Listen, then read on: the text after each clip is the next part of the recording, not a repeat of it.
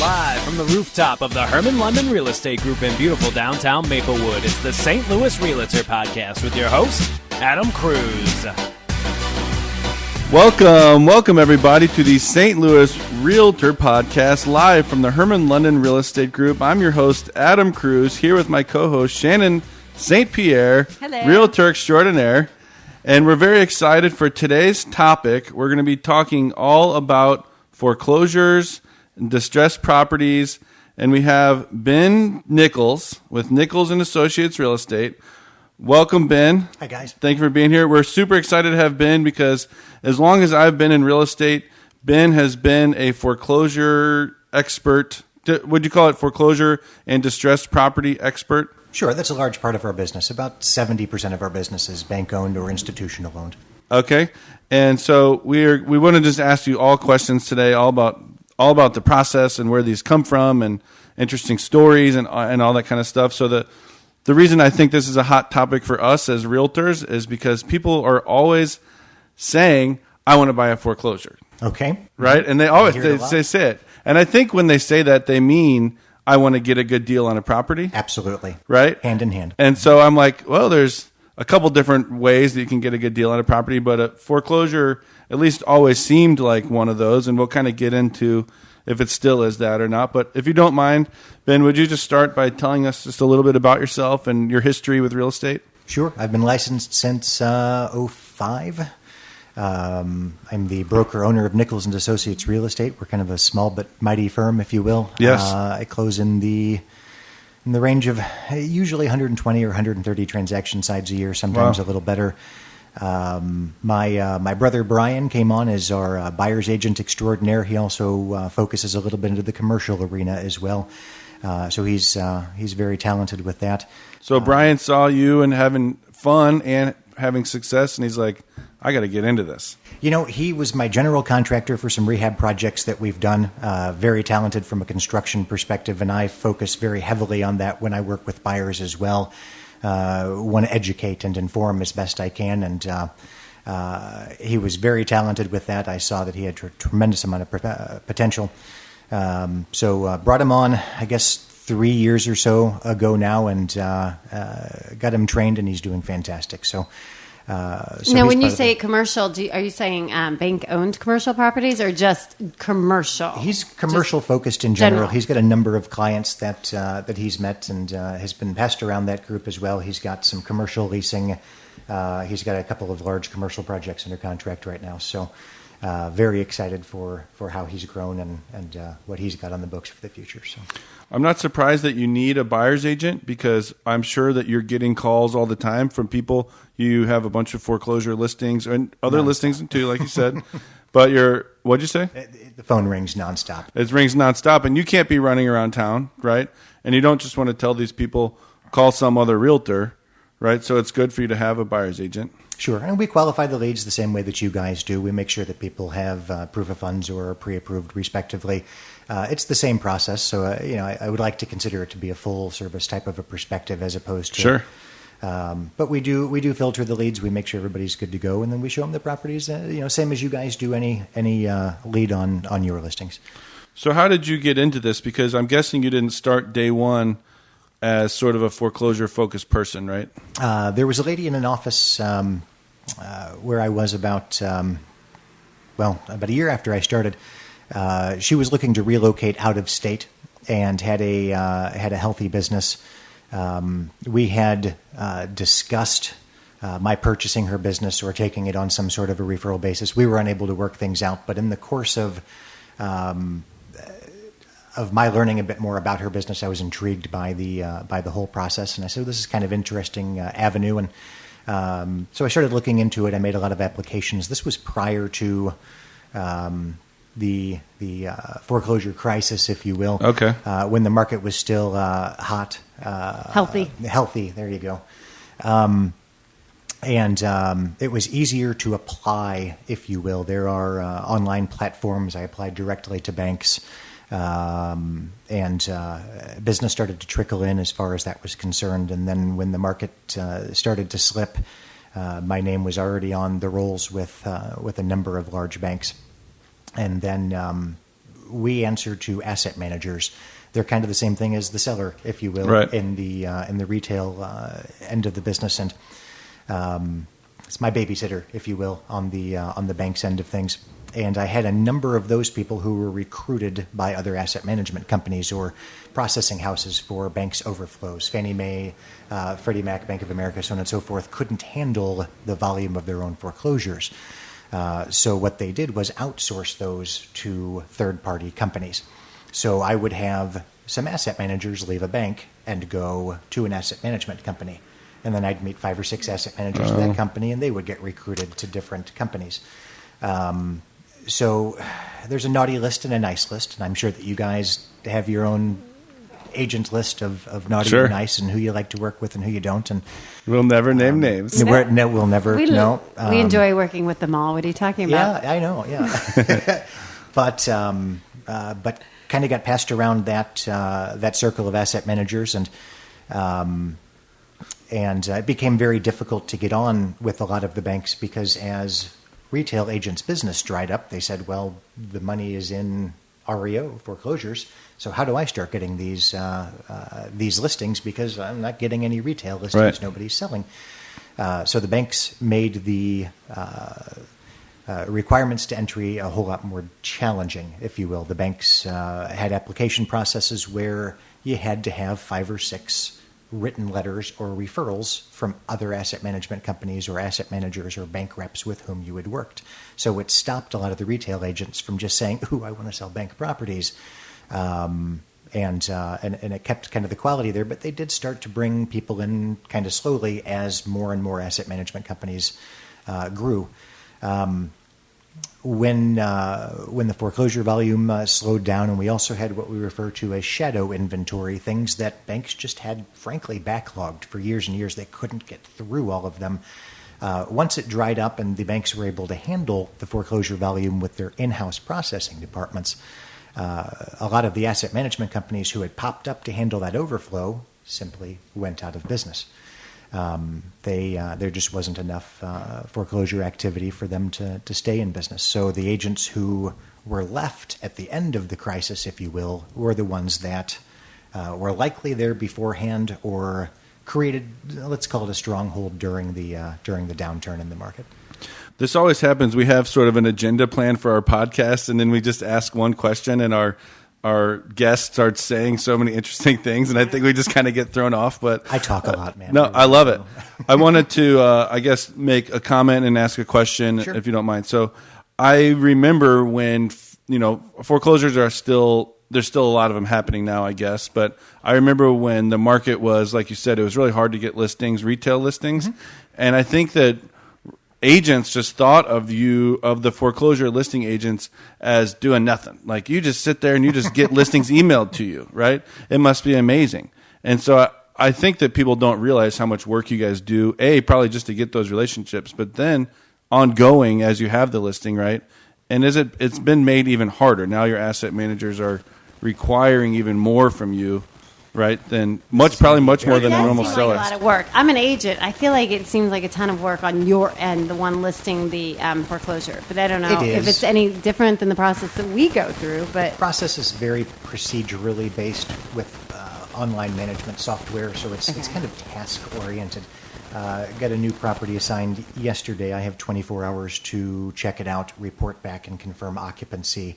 If it is vacant, then we have a preservation company rekey, change the locks, then we do an interior inspection and we report back. And another task, is there personal property in the house? Is it completely cleaned out? Is it occupied? If so, who is occupying the property? And then there's kind of a flow chart of where we go from there. But it's all very task-based and very, so many days to complete X, Y, and Z.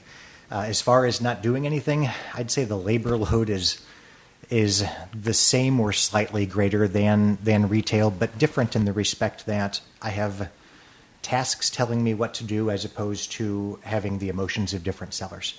Yeah, and all the variables. Yours are, I mean, I've got 10 or 12 retail clients at any given time, and there are 10 or 12 personalities, and you wear 10 or 12 different hats as you're working with 10 or 12 different people, and you know that this is going to be a sensitive topic to whomever, and you juggle that. And I think that's kind of, one of the emotional challenges of real estate in general, right? Is kind of, but on the bank-owned end of things, it's very do your work, do it on time, have your numbers correct, and say yes sir or yes ma'am when we ask you to do something. So from a workload perspective, it's the same, or not more, or more. They do email us the listings, so it's kind of oh cool, I got a new one. Here's, Ben, you have a new listing from so and so at this property. But that's no different, respectively, than when somebody's brother or sister or somebody from work or church or school or whatever says, "Hey, Adam, would you help so-and-so down the street? I told him you're a great guy." And I mean, it's the same thing as when you get a call from a referral, if you will. It just kind of keeps coming from the same source. So you mentioned two other things. You mentioned property preservation companies, and Yes. I never realized that you're the one who gets to go in before even the property preservation company, and that's one of the most interesting parts of like the real estate industry to me. That seems like a really cool job. It's probably not, but like you get to go through all these people's stuff, and I've got a hoarder in me. So you do, and that's I get that. It's fun. Sometimes it's scary. I am the first point of contact. We usually get the assignments 3 or 4 days after the foreclosure sale. Sometimes they're occupied, sometimes they're vacant. It's probably 50-50, maybe 60-40. When they are occupied, I get to knock on the door and say, "Hi, I'm the guy who's going to kick you out. Who's here to assist you with relocation." Okay. But by the time we see them, they're always empty, and you guys have... Most of the time, and there's a trend of selling them occupied, which I guess we can talk about. Oh, yeah, That's sure. its own thing, if you want to make a note of that. But the banks will typically offer what they call cash for keys or relocation assistance. Very simply, it's less expensive for a bank to pay someone to move than it is for them to have ongoing taxes, ongoing insurance, loss of that money that they have invested. While they're evicting. The chance of having citations from municipalities for, people have checked out and they're not cutting the grass anymore, or fines and fees associated with HOAs. MSD is probably racking up because they're done paying that, plus the attorney costs, plus the court costs. So they've got all of these ongoing costs during the eviction process. It's easier for them to say, "Hey, here's a couple $1,000. We want you to be out in a 30-day period." Sometimes it's 6 weeks, sometimes it's 2 weeks. Usually it's about 30 days. Usually it's about $2,000. Varies bank to bank and property to property, investor to investor. What the bank requires in return for that $2,000 is that the property is left in broom-swept condition. So they're still using that term, broom-swept? Yes. So that's kind of the universal sort of a Now define term. that, because I think we all have So different nobody has to get on their hands and knees and scrub anything, but if a broom would sweep it, it's got to be swept. So all personal items and articles removed. Correct. Just the house. Fixtures have to remain, furnaces and so on and so forth, and appliances, light fixtures, et cetera. But, and depending upon the person's situation, if somebody's been in the house for 30 years and they've got 30 years worth of stuff, 9 times out of 10, they're probably not going to participate in the program. They're going to take the stuff that they want to take and let the bank clean it out. I hate to think that someone's been living there for 30 years and then they're getting foreclosed on Happens all too. the time. That's terrible. It's very sad, and we see Did they just refinance at some point, or how are they like ending up in that situation? any number of situations. We've done reverse mortgages. Oh, I feel like I'm as seeing well. more and more of those, which is a really weird thing. So, no, we do see a lot of the reverse mortgages. They have kind of an interesting perspective as far as pricing. They are a fixed price type of Yeah, it's a listing. non-negotiable. So they have a licensed appraiser come out, and the appraiser says, "Hey, the appraisal value is this." And a lot of times we have to be very frank with the appraisers that, "Dear sir or ma'am, when you look at this property, I need you to understand that this is a reverse mortgage, and where you appraise this is where I have to list this for 90 days. So if you think that the seller is going to take offers or reduce the price or change the price, they're not going to. If you say $100,000, if I get $99,999, they're not going to take it." And the appraiser usually goes, "Oh, I didn't really know that." And it's not my intention to say, give the property away or bring the price in low, but I want a realistic value. A lot of the appraisers are trying to, in my opinion, kiss up to the banks or show off to the banks and say, my values are a little bit higher, and they push. They're not doing anyone any favors by doing that, basically. Well, it's even the the bank. thing that you would have with any one of your retail clients. What's the term? Buying a listing. Uh-huh. You know that there are 3 or 4 other agents that are interviewing for a listing, and you say, "Oh no, I can get you way more money than that." Right. You're doing a disservice to that client by Sure. giving them a false value, and I really think that the appraisers in some fashion will do that. That's not all of them, and it's not on every property, but back to the I guess process, if you will. The bank will offer them cash for keys, relocation assistance. If they take it, they'll have their 30 days. We do a walkthrough. We trade what's a check actually, but. About half the time we actually have to float that money, and that's the other thing I think that that agents don't know about the REO business is that banks typically don't allow utilities, back taxes, gigantic MSD bills, things like that to be saved up and paid from their proceeds on the HUD, same as we would with any seller with a on the retail sector that had a lien or a judgment or whatever. It just comes out of their proceeds. Banks have a separate account from which they pay all of the extra items, and we get to pay for it. You, as the listing agent, are paying for that. Correct. And I've so heard you of have that. to float that until when? Like all those fees, MSD, any liens, back taxes? I think you've had to put up like fences and stuff. You've had to do all sorts of crazy stuff. Oh, sure. At any given time, I've got $35,000 or $40,000 out, something like that. And when do you get that money back? So after it's paid, and I've got to hit MSD and the city of Pine Lawn when I leave here today to pay $1,000 or so worth of whatever. And then when I get back, my staff will submit for reimbursement. Okay. Some banks will get it back to me in 2 or 3 weeks. They're great about it. Other ones, I might have to wait 2 or 3 months to get that money 90 back. days up to? And then, if there's a $10,000 sewer bill, and they'll say, Wow. go pay it. And I kind of have to say, well, okay, here you go. And I float that money until they pay me back. Okay. So that's kind of something else that differs a little bit from retail. And, if I've got a client out of town and they have to have some $700 thing done, sure, I'll do that on the retail basis. You guys probably would too. But, it's every single day that, that You're we're paying that out. we're paying out. And I go to the bank and I'm like, wow, look at this deposit. And I'm kind of like, but it's all my own money that I'm getting cut back from the banks. So then we take over the property. If it is found vacant, we call the rekey guy. He breaks into it for us. Sometimes the windows are open, so I'll climb through the window every now and again just because it's easier than another trip back to the house. Take pictures of everything. Take pictures of everything in the house. Are you allowed to take any of the stuff that's in there? Yes and no. So a lot of the banks will have a cutoff of $200 or $300 is usually what it is. If we deem that there's 2 or 3, some of them are 500, but they've gotten more and more conservative, of personal property value, meaning if we had a garage sale today, is there more than $200 or $300 worth of value? And that's, I think, an attorney-driven type of a thing where they'll say, this person could come back and cause legal trouble because we disposed of their items in excess of $200 or $300. If there is personal property, we report it back as there is personal property. We take photographs of what's there, and not like detailed, like, here's all the stuff in this But room. maybe the more valuable stuff. Yeah. The things Here's a that you actually VHS copy of Forrest Gump. Yeah, right.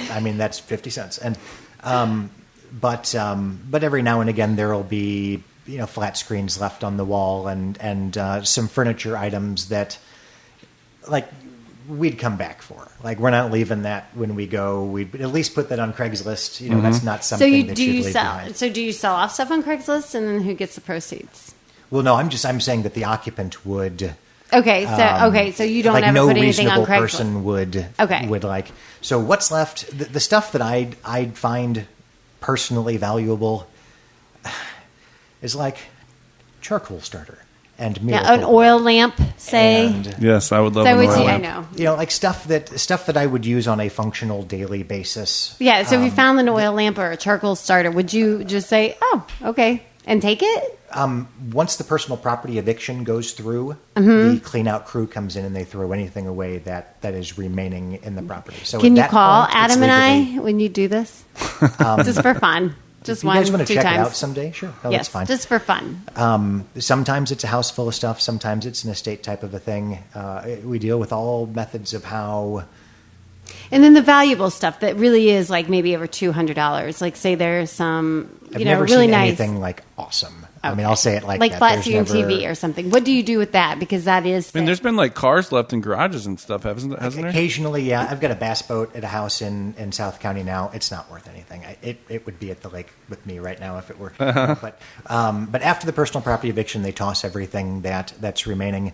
I'll grab like trim from the basement that I can use when I rehab my next apartment or whatever it might be. So little stuff that saves me money at Home Depot and Lowe's. And another thing that I'll do is I have a shed in the yard where I've probably got 150 rakes and shovels and hoses and garden utensils and so on and so forth. And when I have first-time home buyers, their closing gift is Use shovels. a trip to your shed. Well, when you say it like that makes it so. Actually, that would be an awesome thing. Come to my Free shed. mud. And, pick So up things. I think that's show a really up with cool a thing. truckload of one of every type of a That's cool. shovel or I actually yard think that's utensil. awesome. It's stuff that they're going to have to buy, and they're kind of like, And they're excited to get it. They don't care if it's used. I don't know that I've it's met. a shovel, man. But Nobody cares. Ben, let me ask you. You called it a personal property eviction. Is that Same thing you're as using the word evicting. eviction? That's the same thing. You have to go through the courts and do all You this have to go stuff. through the. So it's an And easier how long? process, if you will. And you'd have to ask an attorney how and in what way it is shorter, but I would imagine it has something to do with less notice because we are evicting things as opposed to verifying the identity of occupants. But I can give you the name of somebody And to chat having with to about give that. them time to find. We've just had so many, like on evictions that we've done as property managers here, we've had different attorneys give us different advice. Some of them say you have to throw everything away that day. Some of them say you have to put it in a storage unit. Some of them are like, do whatever you want, And Storage is the way to get around that personal property eviction. While you can Time frame. you can move things into storage if you want to. That was a big thing 10 years ago. And then you've got possession of the property. If the person comes back within X days, then there they are. then your things are here and you pay the storage fee, for those things. That way you're not. And from a property management standpoint too, your people are looking at it like, hey, this thing, my vacancy rate is going up and I want this thing rented and we need to get it processed and cleaned and I've got all this downtime and I'm losing money. And so it makes more sense in that particular respect to get everything moved out. But from the bank's perspective, they'll use the same foreclosing attorney and the same eviction attorney that they would use to evict someone from the property, and they simply file the same type of an eviction against the belongings that are in the home. I have 2 of them on Monday. One is in eviction of a human, and the sheriff called yesterday. Actually, he goes, "We're going to start at this one, and we're going to drive right down to the next one." And one of them is just personal property. The house has been locked up for a month and a half while we wait for the court to do their thing. We're allowed to change the locks on a secondary door when there is an indication of personal property. So that's to allow the individual the ability to come back to get their things. So the power's off. We've determined the property to be vacant. We're going to go in and see if there's anything of value. Oh, hey, let's assume that there is something of value. We'll secure a secondary door. That person can use their keys and lock to get in to get their things, respectively. So on the date of that personal property eviction, we show up with the sheriff, same way that we would evicting humans. And we'll open the door and they'll say, well, no humans are here. And they literally turn over possession. It used to be that we would put things out on the lawn. During the foreclosure crisis, it was happening so much that some municipalities freaked out with St. Louis County. And now I believe St. Charles, Jefferson, St. Louis, and the city, and I don't quote me on it, I know at least the city and in the county, we can't set things out on the lawn anymore unless they're gone that day. Okay. Which when you do that, you're kind of just like doing the neighborhood, like you've had to deal with this property for so long. Here's a free couch or something. I've had a couple of situations actually that where there were a couple of estate houses in let's call them neighborhoods where people needed some extra furniture and things of that nature. When the clean out crew comes there, or we're at the eviction, when we would set things out, we would literally have 15 or 20 neighbors waiting and saying, I will take that. I will take that. Mm-hmm. And it's great for the clean out crew because they only have to carry it halfway to the truck. Yeah. And when they do go to the dump, they're paying by the pound by the pound and by volume to and it's a shame to throw away something that someone would want, Same or could use, with my shovels and my rakes and my so on and so forth. And I'll grab bags of fertilizer too, because I hate to see something, gigantic concentrations of fertilizer going right back into the ground and into landfills and so on and so forth. But I would rather see things put to good use. We can't let people in the house to look around. But if somebody's out there waiting, on as the way you bring out, stuff out, then people will grab stuff, and that's fine. If that coffee table helps. Talking about occupancy and seeing if it's occupied, do you ever have to deal with squatters? Occasionally. And is it harder to get them out? So if somebody's occupying the property illegally when we are assigned the listing, then they have to go through the process. If they want to be stubborn about it, then they're referred to as unknown occupant. So and so and so and so who are the mortgagors and unknown occupant is the way that it is filed. Because the person's probably never going to talk to us and tell us who they are and so on and so forth. So that's how the attorney has to file it. Once we've taken possession of the property, you'll see the no trespassing signs in the window. They're usually on an 8.5 by 11 sheet of paper. There's some legal ramification of it's the reason when you see no trespassing signs, they say posted no trespassing. There's some legal reference to it having been posted or the property having been posted, whereby you entering the property, you are now trespassing as opposed to squatting. In that case, I just have you arrested. Okay. But I do show up every now and again in places where there's a high volume or potential for squatters. I'll open the door and I'll yell hello and make some noise. Well, we do that anyway in a weird way. I don't know why. I always yell realtor. Yeah, which is I learned from him. I open the door. I'm like, realtor, If you hear somebody moving around, and occasionally I will, and then I'll just kind of go back to my car and I'll call the police and I'll sit there and then I'll let the police show up and deal with it. And I involve the police whenever I see obvious signs of occupancy on a home that should not be. In the dead of summer, every window in the house is open, but the power's off. That's an obvious indicator that, somebody's in there. And I don't even get out of the car. I call the police. I say, I suspect someone of being in there. They'll walk through with me. In certain areas, I do wear a bulletproof vest. I do carry a weapon. That was frankly at the repeated advice of the sheriff, and I was stubborn about it for a number of years, and they just kept saying, when are you going to start carrying, and where's your vest? And I was kind of like, you know what? They have guns and they have vests and they do this every day, and I've been warned enough times by people who do this for a living that I should do it.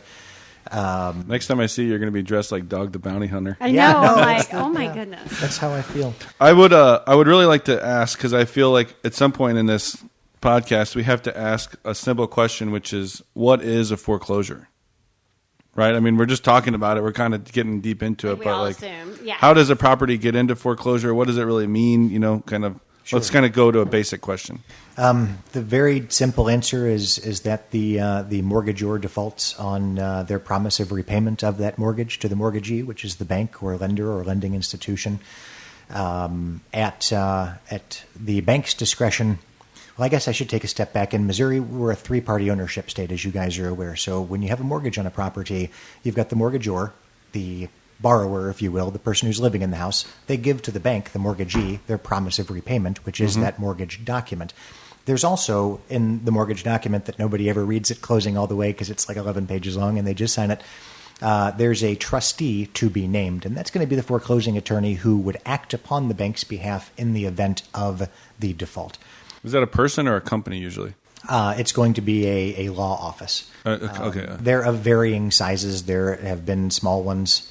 I represent a couple of small local banks who kind of use a one-man shop as far as the foreclosing attorney. The big banks filter through, I would imagine, large nationwide conglomerates that sub them out to particular law firms locally. But that trustee initiates foreclosure with the courts. Notices go out. They send the occupant lots and lots of notices of default. They offer them options of modification. They offer them options of getting back on track. If the individual is unable to do that, then they proceed with the court filings to foreclose.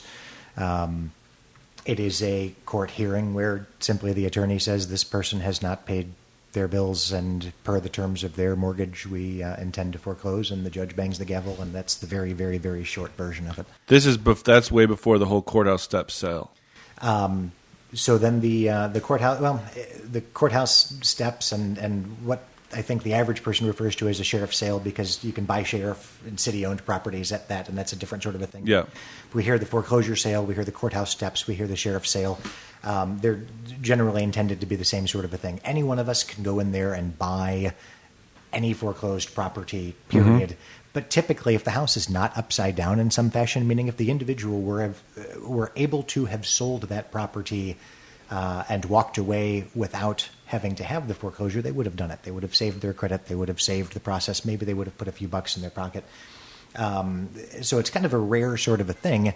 But if you and I are willing to go to that sale, if we are going to pay off the first mortgage, the court costs, back liens, taxes, and fees associated with the whole thing, if we pay off everything outstanding, you or I could go buy any property that we know is about to be or is to be foreclosed at that sale. And where do those sales take place? At the courthouse in the county. They're in the county in which they are being foreclosed. Correct. Yes. It's not the courthouse steps. It's upstairs by the printer. No, isn't it the fourth floor, or is it? In the St. Louis County in Clayton, it's like go up the escalator and go around the corner to the printer. And then how often? I'm not sure about that. I don't know either, to be honest. But what your point is that not so many people are buying at that sale now because the house is being quote unquote sold for probably more than what it's actually worth, and so then the bank's just basically the highest bidder. People are buying more or less now, respectively. Okay. But what the bank does, yes, is buys the house back from themselves. Essentially, they satisfy their own liens. Thus, at the end of the sale, the two parties remaining in ownership are the mortgagee, the bank, and the trustee, respectively, and then we get the assignment from the bank.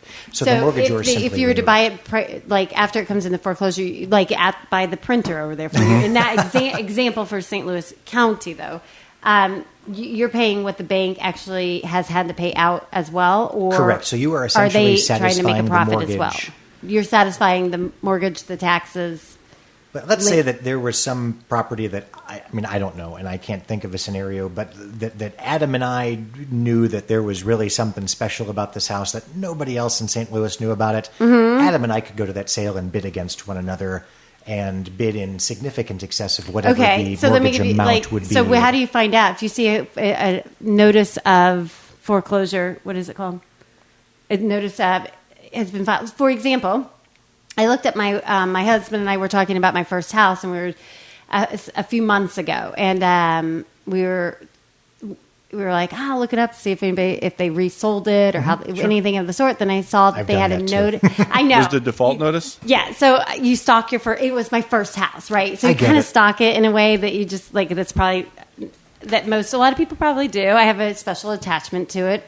But I noticed it had a notice of default, sure. And I was like, oh my gosh, it's going into foreclosure. Oh my gosh, I'm going to totally buy it back. I'm buying this house back. Sure. And I really would have. And then all of a sudden, it's owned by not an acquisition company. It was an investor. So how do you know when you see that notice of default, where to even go and when to buy the house back? Because I would have bought it.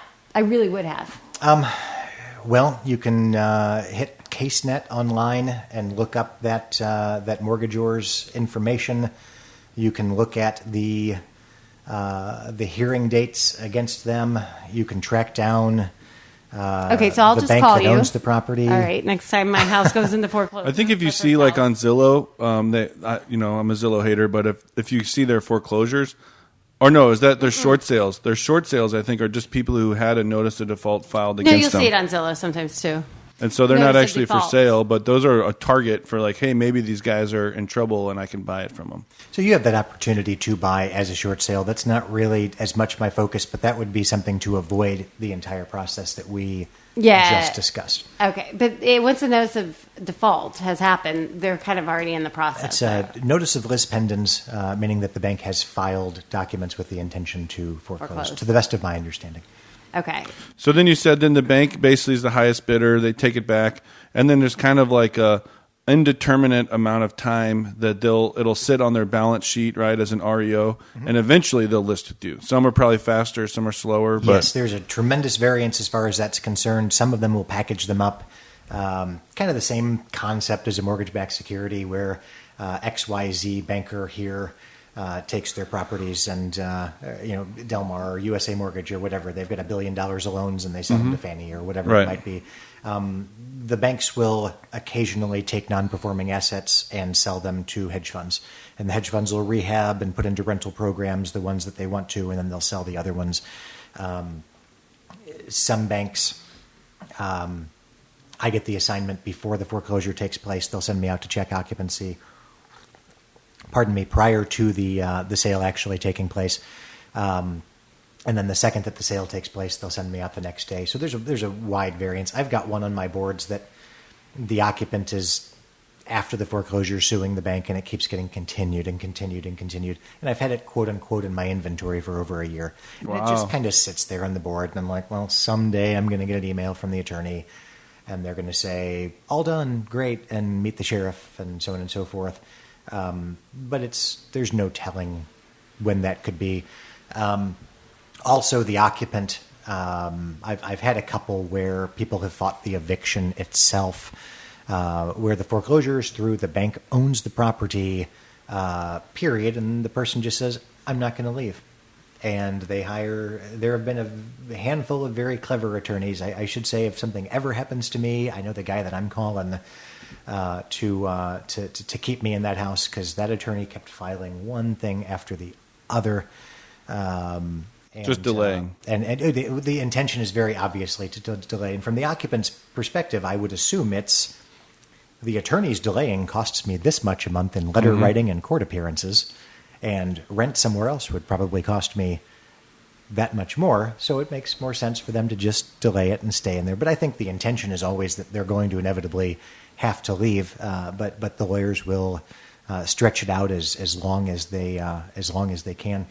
And I've had upwards of a year that lawyers have been able to get people to stay in that house before the actual eviction is approved. So something that's I guess is interesting to me that I've sort of heard of over the years is that people often, it's, I hate to say this exactly, but it's kind of like their fault that they're being foreclosed on, in theory, because they're the ones not paying their mortgage, right? Correct. But people are often mad at the bank for foreclosing on them. I mean, and they're almost always, right? It's because it's not my fault that I'm not paying my mortgage. It's always someone else's fault. Not always, no. And as a preface, I want to be very clear that more often than not, someone lost their job. Uh-huh. Or someone got sick. Sure. Or someone lost their job because they were caring for a spouse that was sick. And it sucks, but I'm just saying it's still not the bank's fault. Sure. Right? But so people are mad for whatever reason sometimes. And I guess what I was hoping to hear from you is, are they trashing the house? Is it true that people pour concrete down the toilets and stuff like that? Have you seen that kind of thing? Not that one, but I have seen a number of situations where they'll completely and totally strip the house on their way out. I had one, was on a private street of 6 or 7 homes down by St. Anthony's Hospital off of Schuessler, where it was I think the house is in fixed up condition, probably in the 600s, give or take, something like that. They stole everything. And not funny, just from a Wow.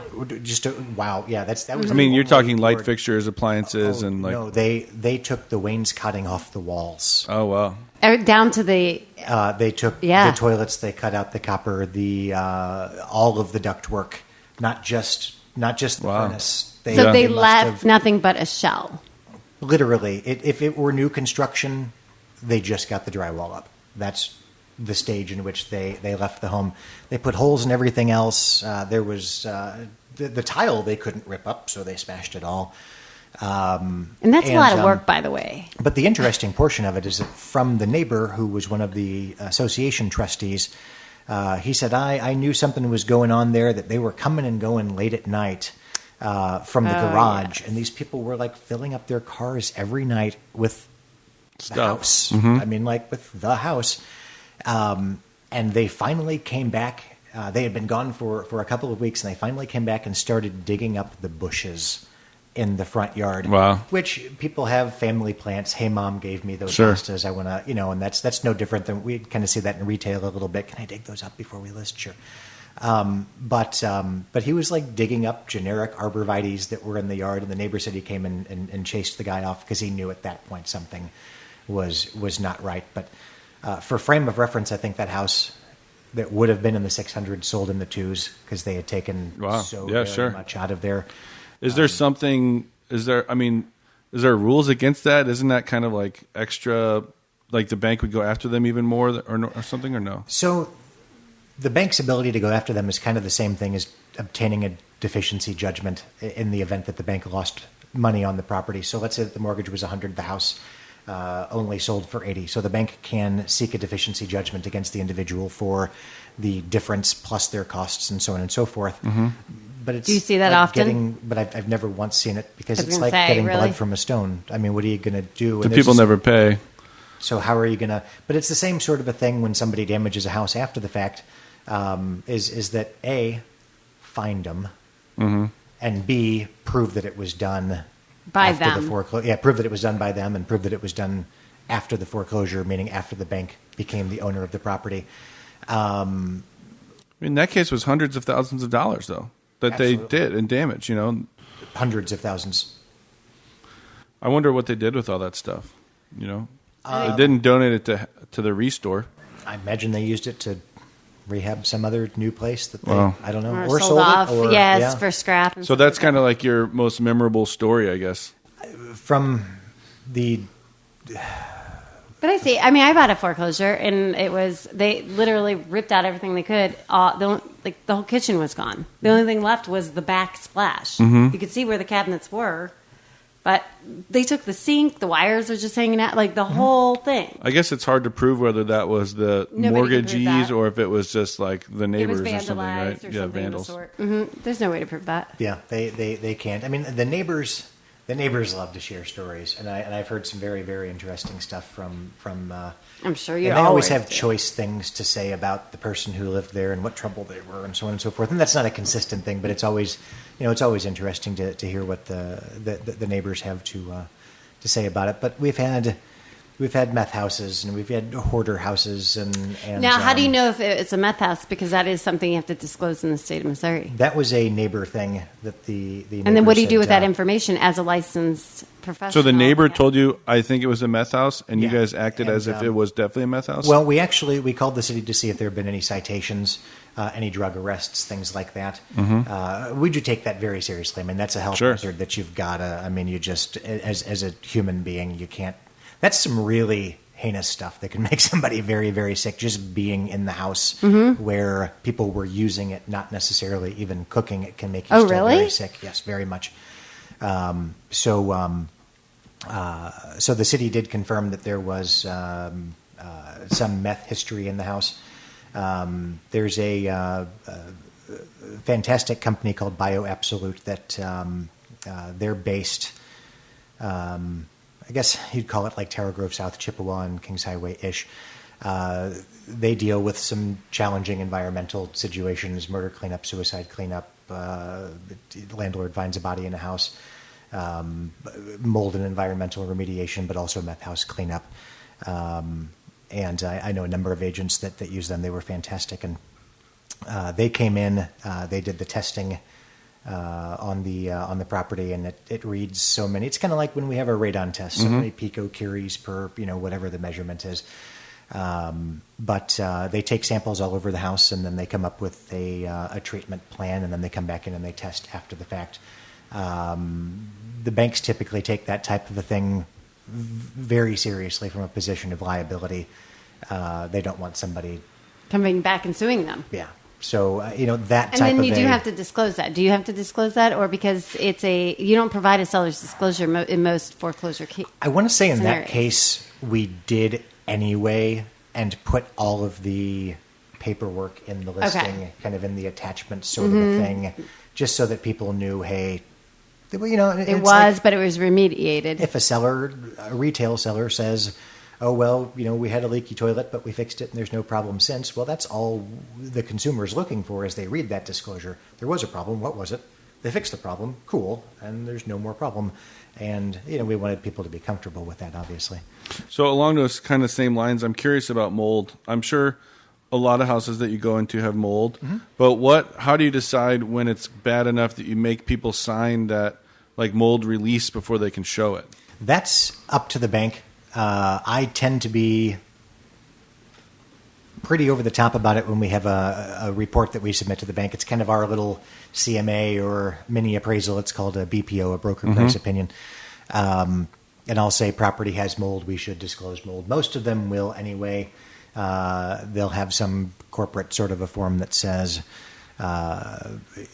property may or may not contain mold or spores or discoloration. Fannie Mae, for instance, most of the government entities will not allow you to use the M word.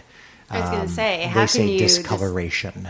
Okay. Because sometimes you go to a house that has it, and sometimes you can't go unless you sign that form. And we had a listing recently where our agent thought there was mold, and so I'm like, well, let's get one of these forms and make people sign it before they show it. That's a good idea from a position of liability, and you don't know how sensitive people are. There's a reason that our disclosure asks about what pets were kept on the property. Yeah. Because maybe birds or cats make someone deathly ill and they need to have those ducts cleaned. So I think from a safety perspective, anytime you encounter mold, really, that needs to be disclosed. Most of the banks are pretty good about it. Some of them don't care. They just list it. What I will typically do in that situation is that they won't allow it to be in the MLS or public remarks. I'll put it in showing time. And I'll say, Lockbox code is this. If your clients are mold sensitive, please bring a respirator. Okay. And in the feedback, people will usually say, hey, thanks for giving me a heads up on that. They were going to bring their kids to look at I brought my respirator. Yeah, there you go. So. Okay, Ben, can you pull out your crystal ball? Because we'd like to ask you about the future and if there's going to be more foreclosures soon or what we should be expecting. I think we're at a completely normal volume right now. It's settled back off. I think the majority of the shadow inventory has worked its way out of the systems. A lot of the hedge funds and investment groups who purchase large pools of properties are starting to unload some of them. But I think numbers are normal, are generally normal and generally even. You mentioned twice now shadow inventory. Is that when a bank is just holding foreclosures on their balance sheet and not listing it? Yeah, it was simple supply and demand. If they dumped every single property at any given time, Fannie Mae and Freddie Mac and a number of other banks participated in holding it back. If you've got 12 months of inventory out there, that's going to drop prices fast. So they deliberately held up. Part of it was also for the notion of neighborhood stabilization, and I think that that's something that the government agencies especially took particularly seriously. A lot of the banks that were part of the bailout as well, to my understanding at least, had some requirements of the rate at which properties could be put back out there because, hey, if we're going to give you this money, we're not going to let you destroy the economy by flooding the property with that many properties. Yeah. So with shadow inventory, are they still hiring like a property preservation company to do winterizing and all that kind of thing? Yeah, so that's going to be a standard of any property that's in their inventory. Most of that now is subbed out to third-party vendors. There are some nationwide companies that sub it out to usually the lowest bidder, or there's a prefix pricing. You get so much to cut a lawn up to 0.26 acres. So those don't even go through you? The smaller banks have us do it, and I've got a couple of companies that I send the work out to, but they also work for those nationwide preservation companies as well. I just hire them directly with the smaller banks. They'll change locks, they'll winterize, they'll cut grass, do board ups. Try to like prolong the life of the property. Do you have a question you want to ask? I've had clients before obsessed with a house. They knew it went into foreclosure. It's like, can we buy it from the bank? I'm like, I've never had success with that. I don't think there is a process for that. Oh, buying before it gets actually listed? Yeah, and I There's think no it was way held to do by, I think it was Wells Fargo. I'm like, good luck. So the I was process with Wells specifically... and I don't remember. It could have been, I think it was Wells or U.S. But basically trying to buy shadow inventory. Yeah, so they're trying to call, I guess, contact somebody at the bank and they're like, this is the house we want. It's right in the neighborhood. It's exactly where we want to be. This is it. No Can I buy it? chance. Can I buy it? Okay. I can, so I've never heard of it shadow happening, inventory, so I just didn't know if I was giving them wrong information. I just said, I've never heard of it.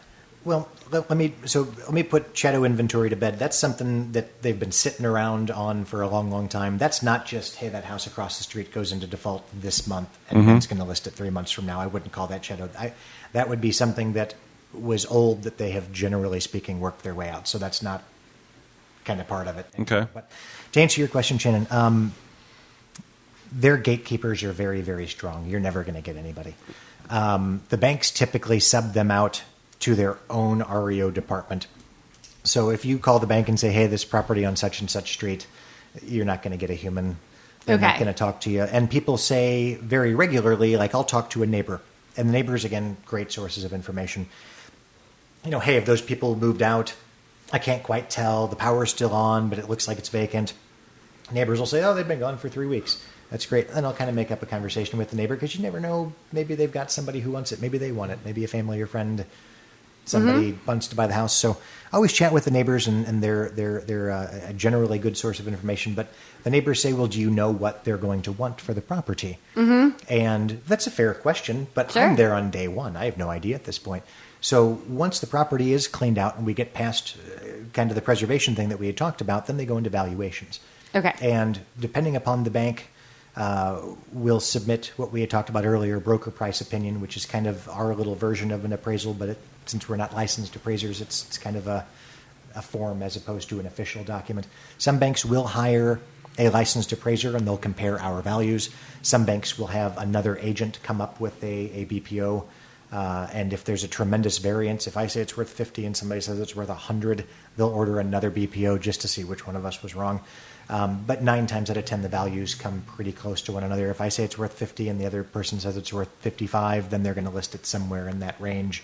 So now, do they actually have houses appraised? Yes, they do they go off the appraisal process, or appraisal they'll price? consider the values in tandem. Okay. Most of them will, if there's a big variance between what I have to say and what the appraiser has to say, they'll say, hey, why do you feel that way? And maybe there's something that the appraiser missed. And then, again, they might still order another BPO, so they have 3 values on the table.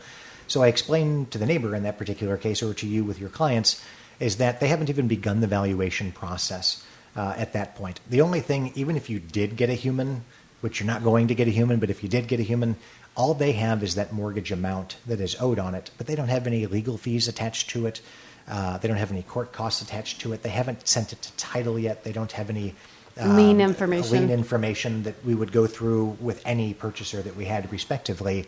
So if your people say, oh, I want to call and I'm going to find somebody at Wells Fargo to buy this house. No, you're not. Because there's nothing from title and there's nothing from municipal and there's nothing from anybody. So that's kind of the process. And then once we get through the valuation process and they have those values reconciled, then they'll go to listing. But it's the same thing. And we had kind of talked either in prep or in early on in the conversation, is that people thinking they're getting some sort of a steal purchasing a bank-owned property. And it's no different than fair market value reigning supreme in any other sale, respectively, though we did have people call for years and they're like, I want to buy a foreclosure. And we were kind of like, cool, happy to help you. But everything is on everybody's phone in 5 minutes. And so now if the foreclosure's priced less, it's probably because it needs more work. Absolutely. That's the only distinguishing factor between them. And I suppose if you did analyze all bank or government-owned homes in St. Louis versus all privately owned homes, they would probably sell for a slightly lesser cost per square foot because of instances being dragged down, like things being damaged or properties not being cared for and not being maintained. If someone is, let's say, struggling, someone lost their job. They probably haven't put granite in recently either, right? And they haven't had the furnace maintained, and they're doing the bare minimum as far as maintenance is concerned. They're not cleaning carpets. They're not repairing things and replacing things because they're probably struggling to keep those bills going. And that does, across the board, lessen the condition. And so kind of speaking to that, all foreclosures are as is. Is there any opportunity once you go through inspections, even though the inspections are usually for the buyer's information only, as stated, will they renegotiate at all? Upon rare occasion, if it's going to be something that is going to plague the next buyer. So an example would be somebody scopes the sewer and there's 3 different breaks in it. Like the entire thing has to be replaced. It's going to be $15,000, which is something like big that. Hit. Or a bad septic. Okay. Where we obviously know that we have a written report from a soil engineer says that the drain field is blah, blah, blah, whatever it might be. Or even if it's a $3,000 break in the back of a city lot, something like that. If the target buyer is going to be an owner-occupant or a fixer-upper or something like that type of a buyer, the next person is just going to have the sewer scoped, and the next person is just going to come back and complain about the same thing. So in those instances, I would say more than half of my banks would probably renegotiate on something like that. Furnace is bad. Doesn't matter. Okay. Go buy a new furnace. But something that is an obvious hidden defect, something that you had no reasonable way of knowing, most of them will be reasonable about that type of thing. Okay, interesting. All right, cool. So we're kind of coming to the end of the podcast here, but you did mention that you wanted... tired of hearing me talk. well, the problem is we this could has talk been so forever, but we interesting. try to Yeah, keep them at least below an hour, and we're at 58 minutes now. So, but we wanted to talk about now you're starting to sell some of the foreclosures occupied? Yeah, that's something that a couple of banks and lending institutions are starting to do through their own proprietary websites. We're seeing during the eviction process, they want to see if someone's going to buy the property with the person in the house. Okay. And the buyer buys it sight unseen. What you can see from the street is what you're buying. And you take it over with the person in that house, and you become the person who evicts that individual. In that case, are you getting a better deal? I mean, is there a I discount think for that? There's more of a substantial reduction at that point off of what you would perceive market value to be. But the thing is, we don't know what market value is because we've never inside. been Okay, inside but then the house. there's Missouri is a tenant rights state. So what if they signed a lease in a traditional retail standpoint? If you sell that property, the lease has to the lease conveys, so it passes to the next owner. If in a foreclosure instance, does the lease convey? Well, there was Obama had the PTFA, Protecting Tenants from Foreclosure Act, which is exactly what you described. That those people could maintain their leases if they wanted to, and that there were different processes by which to remove tenants with valid and enforceable leases from properties. As far as the selling occupied, that's a great question and a better one when you guys have an attorney on the on the podcast. It's so interesting because even with that act, there's like chances for loophole, right? Like, I'll sign a 100-year lease with you for $1 a month. Would be the tenant would have to produce the lease. Like, because how would we know what the lease terms are? Oh, they definitely would have to produce the lease, I would That's what assume. I'm saying. The bank does require, or did at that time at least require. Now, most of the time, tenants, it really bugs me when I show up and there are tenants, and especially tenants with children, and people are like, I pay my landlord every month. I've been paying my landlord every month for like 5 years. Yeah. Why are they not paying the mortgage? I'm like, well, for the better part of the last year, your landlord's been taking your money and pocketing it for whatever their personal needs are, and they haven't been paying the mortgage. And you can stop giving the landlord any money. And usually they're kind of like, cool, you're on my side and you're here to work with me. And then we offer them the cash for keys. And 9 times out of 10, the tenants are going to leave anyway because they know that some eviction's coming. They don't want their name in the court through any sort of the process. They just kind of want a realistic, hey, what's the time frame associated with us? And sure, if I can do the cash for keys and find a new place, then most of them, you know. And I'm sure it helps with the deposit, which they're probably not going to get back at this point. Well, same thing with the deficiency balance or go after the person for stealing the kitchen. The landlords always ask that too. Well, what about my deposit? And I say, well, you can sue the landlord if you want to, absolutely. But if the person is the type of person who's going to steal your rent money every month for a year and not pay the bills with it, even if you win in a court setting with this person, you still have to collect that money. And I guarantee you your deposit is not worth the hassle of going after that money. So, Ben, how can people get a hold of you if they want to talk to you or whatever? How can people get a hold of you? I'll give you our website address. It's Nichols, Nichols, Realty, Realty, STL.com, Nichols Realty, STL.com. We also have a coming soon section of properties that are not exciting. Yet listed, but that will be.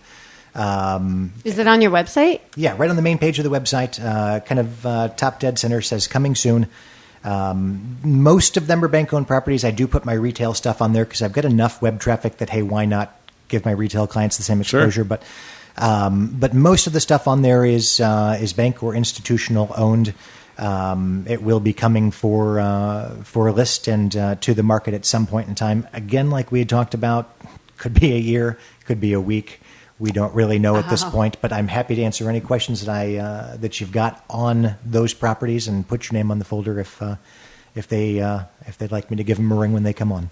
Speaking of questions, I have 4 questions I'd like to ask you. We kind of ask all of our guests these questions. Okay. If you don't mind. It's like the end of Inside the Actor's Studio where yeah, he I does guess the same thing. Okay, all right, go on. So where are you your best? That's a super tough one. Probably when I'm speaking. I get invited occasionally by the Young Professionals Network or the state has me come to conferences and talk every now and again.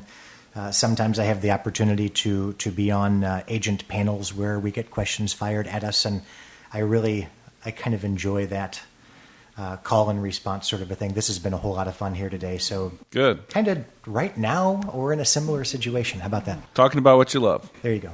Okay, so do you have a favorite blog or podcast other than our podcast, of course? I was going to say yours. No, to be honest with you, I don't. I work non-stop most of the time, and when I'm not working, I try to be unplugged as much as I can. Okay, so I like to try to do a follow-up because I always want to get some sort of answer out of you, but basically, like, where do you get your news, right? Or how do you unplug?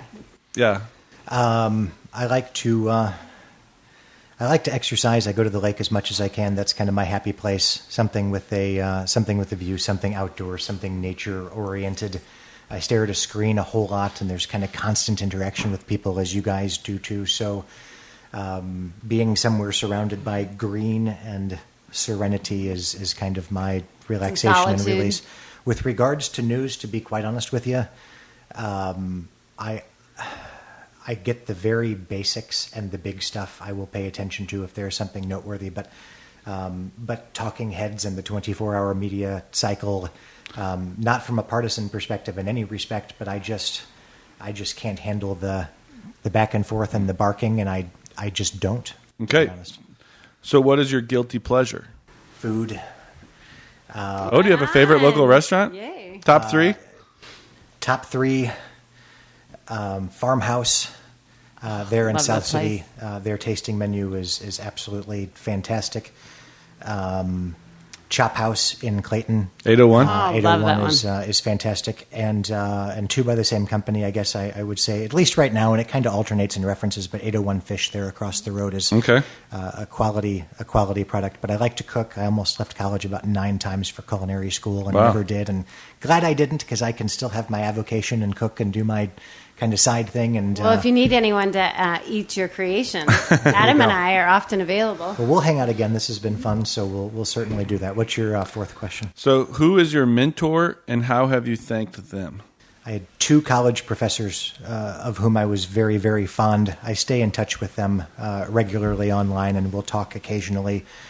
From a real estate perspective, my second broker, Todd Matashek with Realty Executives, I think that as far as and I hesitate to call them big box because they have a really family-oriented feel there, but of the big name firms, if you will, the Realty Executives, the Remax, the Keller Williams, the Coldwell Bankers of the world, of the big name firms, I think that they have the most personalized type of a agent-friendly, education-focused type of a setting. And I came from a different firm, primarily on their offer for training. And they offered so much of it that I probably learned more from that family about how the business works, about the behind the scenes of how it really works on a day-to-day basis from them than anyone else. And how have you thanked them? I've sent a number of agents to their firm. We'll catch up every now and again, but gosh, I don't know. Maybe I owe them dinner too. Awesome. Well, Ben, thank you very much for being on our podcast. Thank you, guys. For anybody listening, check out nicholsrealtystl.com. Send us an email, podcast@hermanlondon.com with any questions or suggestions. And thank you for listening, and take care.